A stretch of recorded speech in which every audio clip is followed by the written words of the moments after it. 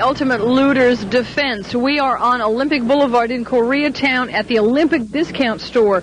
There are 28 men, armed men, everyone with guns, on duty 24 hours a day, they tell me, protecting this store. They have done such a job here, they won't let me in, they won't let anyone in. You can see this is surrounded by a gate, and if Laurel can take the camera and pan across, there are men in cars, there are men with every single person is armed here, and they walk back and forth across the roof, down around behind. There is no question for anybody going by this store that this store is protected.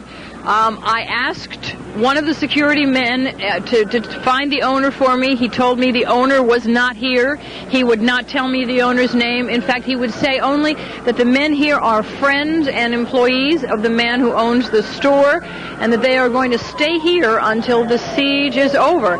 And of course, my question to him was, have you had any trouble?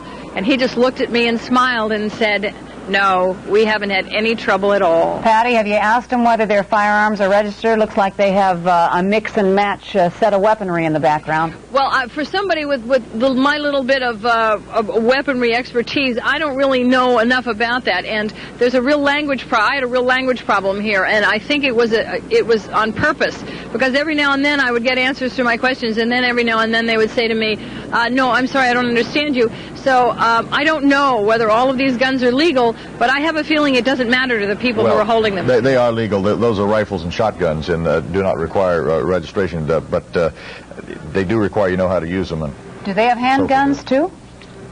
Can you tell whether they're carrying, some of them are armed with holsters and handguns as well? It looks like they might be. Well, some of them have security jackets as if they belong to a security company, but when I asked if they were a company that had been hired, they told me no, that they were just friends and employees.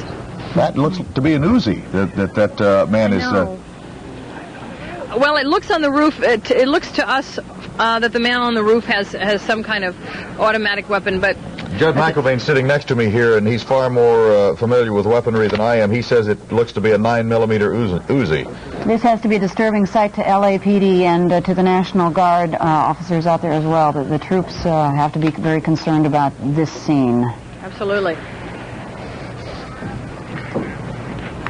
All right, Jody, Baskerville is now surrounded by fire. She's been trying to retreat from the position. Let's go and see where she is now. Jody, are you all right? Yeah, You saw Patty Ecker was at a location from arsonist there. Let's go back to Patty and check in with her.